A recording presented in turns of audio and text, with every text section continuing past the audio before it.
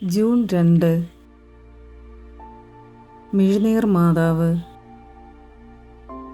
1511 June 2 ഇറ്റലിയിലെ പൊന്തിനോസയിൽ പരിശുദ്ധ അമ്മയുടെ ബിംബത്തിലേക്ക് നോക്കിക്കൊണ്ടിരുന്ന ഇടയ ബാലിക മാതാവ് കണ്ണ് ചിമ്മുന്നതും രക്തക്കണ്ണുനീർ തൂവുന്നതും കണ്ടു.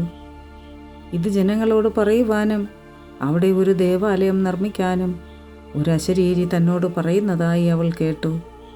ഇതനുസരിച്ച് 1533 അവിടെയുണ്ടായിരുന്ന ദേവാലയത്തിനടുത്തായി ഒരു ദേവാലയം പണിയപ്പെട്ടു. 1583 ഇടവക തലത്തിലേക്ക് ഉയർത്തപ്പെട്ട പള്ളിയിൽ അൾത്താരയ്ക്കടുത്തായി മാതാവിൻ്റെ പ്രതിമയും സ്ഥാപിച്ചിട്ടുണ്ട്.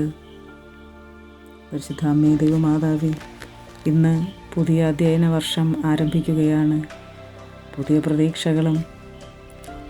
പുതിയ പ്രതീക്ഷകളുമായി പഠിക്കാൻ പോകുന്ന എല്ലാ കുഞ്ഞുമക്കളെയും അമ്മയുടെ മുൻപിൽ ഞങ്ങൾ സമർപ്പിച്ച് പ്രാർത്ഥിക്കുന്നു. അവരെ കാത്തിരിക്കുന്ന ഈ ലോകമോഹങ്ങളിൽ നിന്നെല്ലാം അവരെ കാത്തുരക്ഷിക്കണമേ എന്ന് അമ്മയോട് ഞങ്ങൾ പ്രാർത്ഥിക്കുന്നു. Ave Maria.